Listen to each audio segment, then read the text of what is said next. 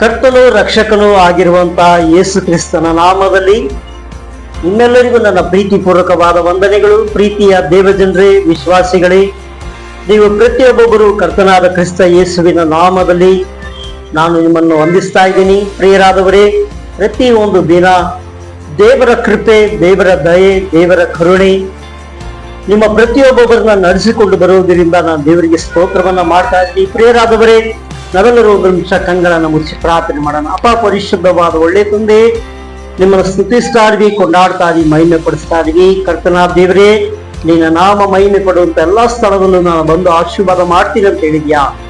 ಈ ಸಮಯದಲ್ಲಿ ನಿನ್ನ ನಾಮ ಮಹಿಮೆ ಹೊಂದುವುದಕ್ಕಾಗಿ ಕೋಟಿ ಸ್ತೋತ್ರ, ಯೇಸುವಿನ ನಾಮದಲ್ಲಿ ತಂದೆಯೇ, ಆಮೆನ್.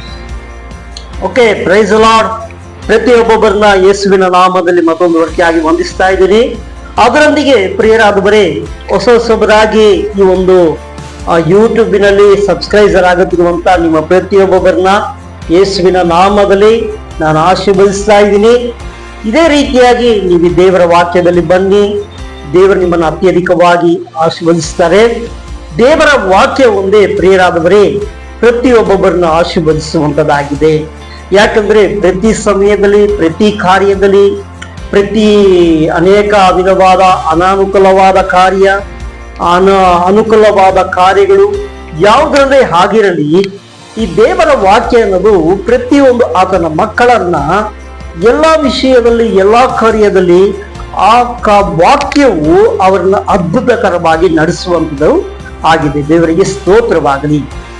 ನೋಡಿ, ಅದೇ ರೀತಿಯಾಗಿ ನಾವು ಈ ದಿನದಲ್ಲಿ ಒಂದು ಕೀರ್ತನೆಯ ಭಾಗವನ್ನ ತೆಗೆದುಕೊಂಡು ಅದರಲ್ಲಿ ಕೆಲವೊಂದು 2 ವಾಕ್ಯ 3 ವಾಕ್ಯಗಳನ್ನು ಧ್ಯಾನ ಮಾಡೋಣ. ಯಾಕೆಂದ್ರೆ ಪ್ರಿಯರಾದವರೇ, ಅದರಲ್ಲಿ ಇದ್ದಂತ ಒಬ್ಬ ಭಕ್ತನು ನಾನಾ ರೀತಿಯಾದ ಸಮಸ್ಯೆಗಳನ್ನ ಎದುರಿಸಿ, ಕಷ್ಟಗಳನ್ನ ಎದುರಿಸಿ ತಾನು ಒಂದು ಉನ್ನತ ಸ್ಥಿತಿಗೆ ಬರಬೇಕಂದ್ರೆ ಅನೇಕ ವಿಷಯದಲ್ಲಿ ಅನೇಕ ಕಷ್ಟಗಳು, ಸೋಲುಗಳು, ಅನೇಕ ರೀತಿಯಾದ ಬೇನೆಗಳು, ಅನೇಕರು ಅವನನ್ನ ಹಿಮ್ಮಟ್ಟಿ ಬಂದಾಗಲೂ ಅವನು ಹೇಗೆ ಪ್ರಾರ್ಥನೆ ಮಾಡಿಕೊಂಡ, ದೇವರ ಬಳಿಯಿಂದ ಹೇಗೆ ಸಹಾಯವನ್ನ ಪಡೆದುಕೊಂಡು ದೇವರು ತಾನೇ ನನ್ನ ಜೀವಿತದಲ್ಲಿ ಇಂಥ ಕಾರ್ಯಗಳನ್ನ ಮಾಡಿದ್ದಾನೆ ಎಂಬುದಾಗಿ ಆ ಭಕ್ತನು ಬಹಳ ಅದ್ಭುತಕರವಾಗಿ ವಾಕ್ಯಗಳನ್ನ ಹೇಳಿ ದೇವರ ನಾಮವನ್ನ ಮಹಿಮೆ ಪಡಿಸುವನಾಗಿದ್ದಾನೆ.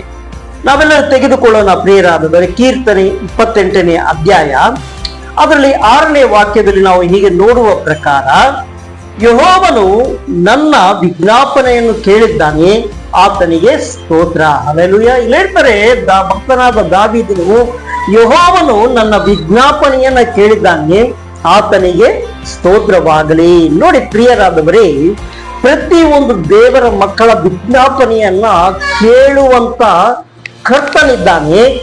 ಆತನಿಗೆ ನೀವು ಯಾವಾಗಲೂ ದೇವರನ್ನ ವಿಜ್ಞಾಪನೆಯನ್ನ ಕೇಳುತ್ತಾನೆ, ನನಗೆ ಆತನು ಕಾರ್ಯಗಳನ್ನ ಮಾಡುತ್ತಾನೆ ಎಂಬುದಾಗಿ ಆತನಿಗೆ ಸ್ತೋತ್ರಗಳನ್ನ ಮಾಡತಕ್ಕವರಾಗಿ ಇರಬೇಕು.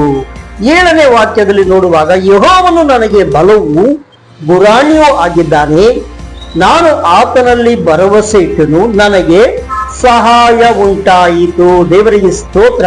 ಆ ಭಕ್ತನೇ ಹೇಳ್ತಾನೆ, ತನಗೆ ಸಹಾಯ ಹೇಗೆ ಉಂಟಾಯಿತು? ಹೇಳ್ತಾನೆ, ನನಗೆ ಸಹಾಯ ಉಂಟಾಯಿತು. ಹೇಗೆ? ಅವನು ವಾಕ್ಯದಲ್ಲಿ ಹೇಳ್ತಾನೆ, ಯೆಹೋವನು ನನಗೆ ಬಲವೂ ಗುರಾಣಿಯೂ ಆಗಿದ್ದಾನೆ, ನಾನು ಆತನಲ್ಲಿ ಭರವಸೆ ಇಟ್ಟನು, ನನಗೆ ಸಹಾಯ ಉಂಟಾಗಿತ್ತು. ಅವರು ಆ ದಾವೀದನು ತನ್ನ ಜೀವಿತದಲ್ಲಿ ಏನು ಇಲ್ಲದೆ ಹೋದ್ರು, ಏನೇ ಎದುರಾದರೂ, ಏನೇ ಪರಿಸ್ಥಿತಿಗಳು ಯಾವುದೇ ರೀತಿಯಲ್ಲಿ ಹೇಗೆ ಆದ್ರೂ ಅವನು ಒಂದನ್ನು ಮಾತ್ರ ಹೇಳ್ದ, ಕರ್ತನು ನನಗೆ ಸಹಾಯಕನು ಗುರಾಣಿಯನು ಆಗಿದ್ದಾನೆ, ನನಗೆ ಸಹಾಯ ಉಂಟಾಗಿತ್ತು. ಅದರಲ್ಲಿ ಮಾತ್ರವಲ್ಲ, ಅವನು ಕರ್ತನಲ್ಲಿ ಭರವಸೆ ಇಟ್ಟನು ಎಂಬುದಾಗಿ ವಾಕ್ಯದಲ್ಲಿ ನೋಡ್ತೀವಿ. ಅದಕ್ಕೆ 8ನೇ ವಾಕ್ಯದಲ್ಲಿ, ಕೀರ್ತನೆ 28ನೇ ಅಧ್ಯಾಯ 8ನೇ ವಾಕ್ಯದಲ್ಲಿ ಹೇಳ್ತದೆ, ಯೆಹೋವನು ತನ್ನ ಜನರಿಗೆ ಬಲವು, ತಾನು ಅಭಿಷೇಕಿಸಿದವರಿಗೆ ಆಶಯವು ದುರ್ಗವಾಗಿದ್ದಾನೆ. ಯೆಹೋವನು ತನ್ನ ಜನರಿಗೆ ಬಲವು ಆಗಿದ್ದಾನೆ, ತಾನು ಅಭಿಷೇಕಿಸಿದವರಿಗೆ ಆಶಯವು ದುರ್ಗವು ಆಗಿದ್ದಾನೆ. ಹೌದು ಪ್ರೀತಿಯ ದೇವರ ಮಕ್ಕಳೇ, ನಿಮ್ಮ ಪ್ರತಿಯೊಬ್ಬೊಬ್ಬರ ಜೀವಿತದಲ್ಲಿ ತಾನೇ ದೇವರು ಬಲವೂ ಆಗಿದ್ದಾನೆ, ಆತನು ನಿಮಗೆ ಸಹಾಯ ಮಾಡತಕ್ಕವನಾಗಿದ್ದಾನೆ. ನಿಮ್ಮ ಜೀವಿತದಲ್ಲಿ ಯಾವ ಸಹಾಯವು ಬಂದರೂ ಬರದೆ ಹೋದರೂ, ಯಾವುದೇ ಪ್ರತಿಕೂಲವಾದರೂ ಅನಾನುಕೂಲವಾದರೂ ದೇವರು ತಾನೇ ನಮಗೆ ನಿಮಗೆ ಸಹಾಯಕನಾಗಿ ಇದ್ದು ತನ್ನ ಕಾರ್ಯಗಳನ್ನ ಮಾಡುವಂತ ಕರ್ತನಾಗಿದ್ದಾನೆ. ನಂಬಿಕೆಯಿಂದ ಪ್ರಾರ್ಥನೆ ಮಾಡೋಣ. ಅಪ್ಪ ಪರಿಶುದ್ಧವಾದ ಒಳ್ಳೆ ತಂದೆ, ನಿಮ್ಮನ್ನು ಸ್ತುತಿಸ್ತಾ ಇದ್ವಿ, ಕೊಂಡಾಡ್ತಾ ಇದ್ವಿ. ಆಶೀರ್ವದಿಸಲ್ಪಟ್ಟ ಒಳ್ಳೆ ಸಮಯಕ್ಕಾಗಿ ಸ್ತೋತ್ರ. ನಮಗೆ ಬಲವು ನಮಗೆ ಗುರಾಣಿಯೂ ಆಗಿರುವಂತ ದೇವರೇ, ಎಲ್ಲರ ಮಕ್ಕಳ ಜೀವಿತದಲ್ಲಿ ಬಲವಾದ ಕಾರ್ಯಗಳನ್ನ ಮಾಡಿ ಎಲ್ಲ ಘನತೆ ಮಹಿಮೆ ನಿಮಗೆ ಉಂಟಾಗಲಿ. ಯೇಸುವಿನ ನಾಮದಲ್ಲಿ ಪ್ರಾರ್ಥಿಸ್ತೀವಿ ಒಳ್ಳೆ ತಂದೆಯೇ, ಆಮೆನ್. Price lord. ಪ್ರೀತಿಯ ದೇವರ ಮಕ್ಕಳೇ, ನಿಮಗೆ ಖಂಡಿತವಾಗಲೂ ದೇವರ ಸಹಾಯ ಉಂಟಾಗುತ್ತದೆ. ಎಂದಿಗೂ ಹೆದರಬೇಡಿ, ದೇವರು ನಿಮ್ಮ ಸಂಗಡವಿರ್ತಾನೆ. ಆಮೆನ್. ಶಲೋಮ್.